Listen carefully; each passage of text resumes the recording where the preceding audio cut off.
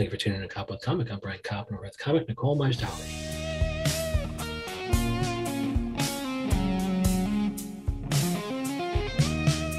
Nicole Majdali, how the hell are you? Hi, Brian. Yeah, thank you so much for coming on. I follow you everywhere. You're pretty funny, Nick, on Twitter, of course, where you have a huge following, but you're also Pretty Funny Nicole, not only on Instagram, but prettyfunnynicole.com. Yeah, I finally joined the link tree. So just at Pretty Funny Nicole on Linktree. Easier. Yes. Oh, the link tree. Check out the link tree. And you have a podcast coming out, which couldn't be more interesting. Yeah, I'm excited. It just happened this year. I was homesick with COVID, and there was a funny meme someone shared. I shared it, and it was about this guy being the only guy left without a podcast. And somebody said, "What about you?" Thought, so yeah, it all just came to my brain while I was sitting at home on the couch sick this year. Oh my gosh. And so it's called Pretty Funny Nicole Presents What Pretty Fascinating People. What's it called? Pretty amazing people. Yes. And kind of you're highlighting what's amazing about them, but you're kind of choosing them based on them having kind of a story, kind of something that's happened to them or something they survived that has been secret to most people till now, till they come and kind of entrust you to speak intelligently about it, correct? Yeah. It's it just was decided people that inspire me, fascinate me, and intrigue me. Some of them I know, some of them I want to know more. Like my first person I'm talking to tomorrow, I met and we had one thing in common that I was excited to chit chat about. Then I find out we have another huge thing in common. And then last minute, as we're getting ready for our meeting, he sends me this story that, I just had tears pouring out of my eyes. So it was like, everybody's got these amazing stories. So I might touch on kind of bigger issues, and I don't want to spoil it for you, for the people, but can they expect kind of, deep dives on things like addiction or abuse?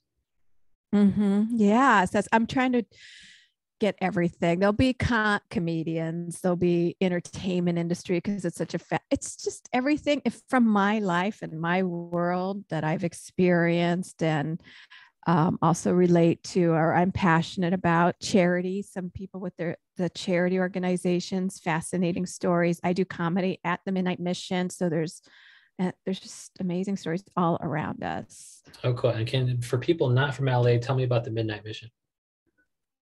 Thanks. The Midnight Mission is, as you've heard, is Skid Row, where it's just homeless. It's downtown Los Angeles, and they just do amazing work there. And I actually have friends that have been through their recovery program. So yeah, they're helping people, and just there's a lot of homeless, and it's just do you do your comedy there in addition to helping in other ways? I'm sober, and this 2022 will be 10 years. And congratulations. That's kind of a minute. I got friends who are, in the program and working the program. The program only works if you work it, and they've kind of, through their own hard work and the grace of God or their higher power, they've kind of saved their own lives, Yeah, I know. And I did it alone, but my friends are all in the program. But so they do work the program. So I hear a lot about, but it's just to hold people's hands. And I tell jokes. Like I remember one of my first times, I was like, can I do my jokes on cocaine? I was like nervous, and turns out they're a great audience. They know it. They laughed. It was so much fun. And I point out, inspiration. I look at me now, and they'll come up and be like, are you really sober? Did you really, go through that? And I'm like, yeah, it's one day at a time, and give them hope, That is so cool. And I think that's something that the program has, and of course you're doing it yourself, but you have to kind of give back and fill your time up with healthy things, to replace those unhealthy habits. Yeah, actually, when I had a short film, Pretty Funny Nicole, the film. Oh, cool. And I try to stick to brand, I love that. Pretty Funny Nicole, the film. That is so cool. And it'll be like Pretty Funny Nicole, the musical. Like if you can sing. There you go. Oh my God, thank you. Yeah, What was that with the about? podcast, I was like, every name is taken by now. I'm Yes. so late to the game. So I was just like, I don't want a new web page. I don't want this. I'm just gonna keep it on all my stuff. So it's Pretty Funny Nicole Presents. Okay, and Um, what is Pretty Funny Nicole the film about? Kind of it kind of did it explore, big funny things that have happened to you or just you in general as a personality? it's based on a book that I've been working on for 10 years, not Called finished Pretty yet. Funny Nicole the book. No, I don't like to say the name because by the time if I ever finish it, I don't want somebody else to take it. Okay. Like it'll be taken because it's not Pretty Funny Nicole. I might end up calling it that. You based it on the book, and the book is generally about. um I just things in my life. It's to inspire people. When people hear my story, they think of me as a happy-go-lucky person, and then when they hear my story, it's just I like to share that you can get through things. And Good. this short film, I know it looks like it's a comedy, and people came out crying. It was actually a Me Too film before Me Too came out. Oh, cool. Yeah, that's amazing. So you kind of share that story so people know that they can get through it. And they're cry. I love that. Presented as a comedy and they're crying by the end. You should be ashamed. You should be ashamed of yourself for transforming people. Let me tell you. Well, it won Best Comedy in Hollywood Film Festival. So I'm like, Hollywood has a pretty dark sense of humor, if that's the comedy. That is You the know, takeaway. Those Hollywood people are some dark motherfuckers. They're making robot movies, but they don't want to be. Let me tell you. best comedy, huh? But yes, I mean, as far as one of the healthy habits that you kind of replace unhealthy habits with, or I mean, I suppose it's addiction, which is worse than habit, of course. But is one of those things Taekwondo, and kind of lead me through your journey from just I don't know suffering through things and finding Taekwondo as a potential outlet for healthy behavior or Oh, conduct. yeah. I wish every kid, I wish it was, like introduced to, in schools and stuff, because it's Yeah, just so, it's, yeah, it's just wonderful. I go, oh my God, this is amazing because I didn't have this as a child. Um, it gives you goals, because you want to get to your belts. They teach you respect, everything is sir. And, I don't know if we're allowed to anymore, but so it's like respect. There's a lot of respect and discipline and self-defense. And I got to say, I started walking different. When you start knowing that you can defend yourself too, that'll change you. really.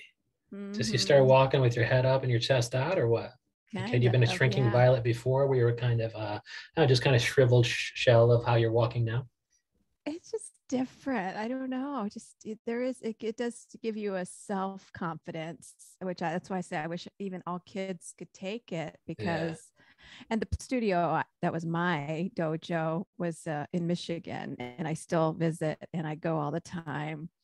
It was just super fun. We laughed, and it was a big family. So a whole healthy group of people.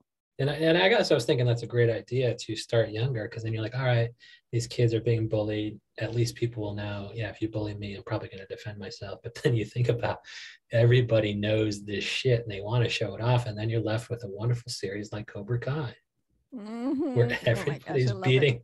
beating the crap out of each other in just very advanced karate techniques. Yeah, it's so funny how I live in the valley, and they make the valley look so tough. It's I don't want to be the only hilarious. person who doesn't know karate in the valley, man. So tell me about their kind of tough, representation of the valley and what it's actually like. Well, like in the show where they're making it where these kids are beating each other up everywhere. It's so funny. I love it. I mean, I'm in love. My mom's watching it right now because I go, I'm gonna pause Netflix for a while. I'm on a reading binge, but so I'm like, watch it all. Even my Yes. mom loves it. And it's just great. But But probably the they biggest character closest to the valley would be the LaRusso son, who is just on his iPad all day, right? He's just like a typical teenager. So like you don't see a lot of tough teenagers running around and being active with karate. You just see just normal teenagers, right? out here, yeah, yeah, so funny. But they posted on Twitter. There was somebody had a sign. I think it was a Netflix, something like stay out of the valley unless you know karate. And I posted on that post, there's a picture of me doing like a high kick, breaking a board. I'm like, that's right. I live in the valley. Yes, you just reinforced the impression that everybody's a badass in the That's valley. I right. love it. But then, I yeah, was so I trying to mean, get cast. like, you know me, you've seen my award-winning film, haven't you? You know about Pretty Funny Nicole, the film. You should cast me. That's right. So And yeah, showing tell me off my about martial arts. yeah, like Taekwondo and how it differs from other things, and like, is there anything that you take from Taekwondo and apply it to the stage? I mean, is there a respect there? Is it there a discipline there? Is there a confidence there that you need to be able to connect successfully and be able to manage crowd reaction throughout your set? I feel like I started them both the same year, actually, which was also 10 years ago. I think I started them both before I even quit drinking. Right. Ah, Same year, all the same year, all happened in the same year. so that's So, what you filled up your time with. But I suppose it's a difficult environment to get sober in because there aren't a lot of comedy shows and bars. well, one of my dear friends, she was a long time dear friend. She was like a client. I did skincare and makeup. And she used to always say, you need to go to my brother. You need to go to my brother's dojo. I pictured her brother like this younger, like tough guy. And it was actually right about when I got sober that I finally decided she was going to do it. And she's, a bit older than me. And I said, I'll go with you. And we started together.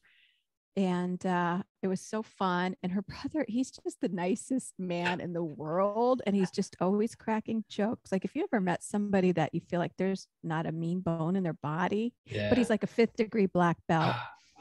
And that's how even the senior one is. It's like they just laughed all the time. And it was just fun. And it became a family. And I told her, as much as I wished I had started so many years ago, because she told me for like 10 years. I said, I'm glad I started when I was meant to start. Cause you know what, if I was Yeah. still drinking, I would have disappointed him. I would never Yeah. have shown up, Yeah. So Wow. It's almost like recovery. You have to be ready. yeah. You have to be ready to start Yes. and put in that hard work. Is that like Yeah. stand up? Is it like you have to get good at stand up by going up a bunch? And if you're just gonna, go up occasionally, it's not even worth your time. That's right. Yeah. I occasionally see though, some people I'm like, I wish some people would stay home and write, you know, it's 50, it's like there's work on both ends, write. And it's more than just going up. They've got to write jokes. Yeah.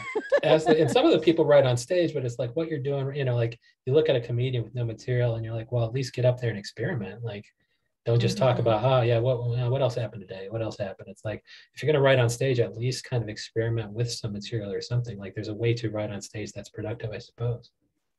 Well, I was told once by an owner, like, the LA, especially like here in LA. I don't know if New York is the same. I haven't done the comedy scene there yet, but everybody's an actor, so they just want to act, and it's an art. Writing comedy is an art, and Right. it's work, and it's like, just have to work at it. So they Because just somebody go up there and like just think that they're interesting enough to talk. they're like, no, typically other people are writing words for you to say on camera. So maybe, I don't know, maybe write something and then act it out rather than just getting up and kind of acting. Because it's like if they don't have the creative juice, I mean, they're just going to get up there and just flail, I suppose. And it must be difficult to watch, actors without material. It's like I could write for you, I can you can pay me, you can pay Pretty Funny Nicole to write for you. You know that, right? All right. Sometimes I'm like, oh, I wish I had that confidence to just go up and not care. I really do. I can learn from those jags on stage who just It's have like nothing to say. 50-50. And so what did you find? Like what was harder when you started them both roughly at the same time? Kind of like getting knocked down in a match or whatever you call it, or not getting the laugh you thought material was going to get. If you started them both at the same time, what was more difficult to kind of get over, and what could you kind of easily pull yourself back up off the literal or figurative mat? I think Taekwondo, it does give you confidence. So if you bomb, and I remember specifically, it doesn't happen all the time because I took a class, so I had a nice set first, but the first time I really experienced the no laughs was like my fourth time on stage, and I invited a bunch of people because I was doing well, but it was a contest, which I learned real quick. Contest, they're there to laugh for their people only. Yeah. There was quiet, and I was Oh just like, no. and because I was new, I like you saw it on me, and Wow. I kept going. So But if you had brought your own kind of group of laughers, which is what they want, if you'd supplied exactly. your own crowd, you could have just went farther in the competition and not been horrified when these people were, just being like, oh shit, I can't even laugh at this pretty funny Nicole. Yeah, so I remember, oh my gosh. So I mean, later on you learn you just got to keep going and don't expect that laugh in that spot, that you're Yeah. used to. Just gotta, they're all different. But Taekwondo, just first of all, they always called me a comedian anyway. So it was always a boost of, really, you see me as one? I don't know. I was just supportive. That's one And cool thing about telling people early on in your hobby that you are a certain thing, because family and friends are so supportive, and they don't pay that much attention. Where they're just like, that's the stand up. Oh man, this Nicole is just a stand up comedian, guys. You'll love her, blah blah blah. And meanwhile, you're like, dude, I'm just an open micer, really. But thank you for calling me a I comedian. know. It's at what point did you actually feel like a comedian? At what point did you actually feel like a Taekwondo specialist? Oh, and see, I don't know, because I still feel like everybody would laugh to hear that. Yeah. My Because Taekwondo master. wow. There's always so many people who are farther along than you, but kind of at what point did you feel at least I belong here? I don't know. I wonder. I actually almost asked somebody else. I have a vocal coach, and I wanted to ask her that myself. Like, when do you ever feel like you are? Yeah. I don't know, because I know I'm living it. I know this is what I do, but I don't. It's always like, I don't have a Netflix special. I don't have this. I don't know. Yeah. Am I? So I don't Well, you're know if on people Koppen ever with feel. comic. I only have comics on, so there's one indication that you are. Okay. But I suppose that sometimes you develop so many tools to get out of tough spots. Like in the beginning, you're kind of frightened because you have no idea if a joke's going to land. You have no idea if you're going to be heckled. I suppose in Taekwondo, you have no idea what kind of loop your opponent is going to throw you for. But when you've done it so many times, you go into that match or that stage, and you're a little bit less worried. You're confident that, hey, at least I will be able to deal with whatever comes because I've dealt with so many curveballs in the past. Yeah. Yeah. And I was actually thinking that the other day, like how, because I never feel like I've done enough. I'm not, of course I haven't. You don't with comedy. It never ends. So Yeah. I'm like, at what stage do you feel that? But I was like, I've done the bowling alleys. I've done the crappy rooms. I've done those. Okay. I'm a comedian. Yeah. I've hosted an open mic. You have an award-winning film, right? Produced shows. Yeah. Yeah. And you have an Yes. award-winning podcast too, right? I hope so. I'm hoping that I am not ever fast to the thing, but I feel very special about it. So I'm very Yeah. excited. It's got to be That done right. Yeah, that's really all that matters. Like it's kind of a labor of love where you have to really love it to be able to just enjoy doing it all the time. It's just like the comedy hustle. It's like, why do people get on the subway or sit in traffic for 5 open mics a night or 10 open mics a night or whatever, when, if they don't love it, they're going to quit very, very quickly. And so it's just like podcasting. It's like, as long as you love the people you're talking to and the stories they're telling, it's like I just had on Nick Waversky, who was LA and he's now Vermont, and he's starting a podcast where like he's going to have service workers and bartenders and things tell their real funny stories. And he kind of said the same thing, where he's going to love it so much that it doesn't matter really how it does. But I think in either case, I think people are going to be fascinated to listen to your guests. And how are you going to find them?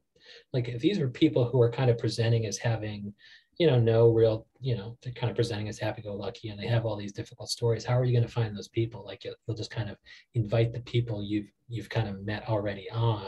And I think after a while, your listeners are going to submit their own stories where you're like, yeah, you should come on and share that. Yeah, I like that. I know I've got so many people going, oh, I want, and I'm like, I already wrote 30 names down. Oh, good. It's like, yeah. So I was like, oh, I will. I hope so. But right now, let me just get this started. Yeah. So Yeah, well, I mean, the first thing to do is you just got to be the guest on all the podcasts. That way you can see what you like and you don't like. I think early on, somebody like before I had a podcast, somebody's like, "Oh, you should come on our podcast." And then I listened to their podcast, and it was like hours long. And I was like, Uh-huh. that's what I don't want to do. I Yes. don't want to sit there for hours talking about something that is only slightly interesting. And so I'd rather have, very interesting conversations with, hilarious people. And that's why I do the thing I currently do. But we follow her everywhere. She's prettyfunnynicole.com, Pretty Funny Nicole on Instagram, and also Pretty Funny Nick on Twitter, where I'll be retweeting all her funny stuff now. And then, now that people are guests, I get to retweet all their funny stuff. That way, people in my feed know, oh, if I think that this tweet is funny, let's go listen to their episode. And so, of course, that's going to happen now. And when, your podcast is coming out next month, February, beginning of February, right? And are you going to announce Yep. it on all your I'm social hoping to try platforms? to do February 1st is my Good. goal. Go. It's a couple weeks away. Do you think you got everything all straightened out? You got all the guests lined up, and you got the great mic and the great headphones, and the perfect Yes. internet connection? Well, that is out of my control, but I live in LA, so I'm hoping. Oh, good. And so But you're going to people post bear on with me. I'm social? a one-woman show. Yeah. And it's going to be called Pretty Funny Nicole Presents Pretty Amazing People. And so is that going to be kind of linked on Instagram? Or are you going to post clips there at Pretty Funny Nicole on Instagram? Yeah, everything. Yeah, I'm keeping it simple. So Pretty Funny Yes. Nicole. My link tree's on Pretty Funny Nicole Instagram. Yeah. So just go to that. She's Make it got the link. easy. She's got the link tree now. She's pretty tech savvy. Oh And you my got to God, I watch. feel so cool. She's got the award-winning film. She's got Pretty Funny Nicole the film. She has Pretty Funny Nicole the book, which will be called something It's else. gonna be, you got me convinced. I should just keep that's the Yeah, name. and Pretty Funny Nicole the musical. You got a vocal coach, right? Well, I have been talking about a one-woman show. So Yes. hey, and you know what? I'm taking singing. Maybe it'll be a musical. Yeah, absolutely. Why she's Pretty Funny Nicole Majdali. I'm going to say that one more time because I want to get it perfectly correct. Nicole Majdali. Thank you so much for coming on. Thank you, Brian. It was so much fun.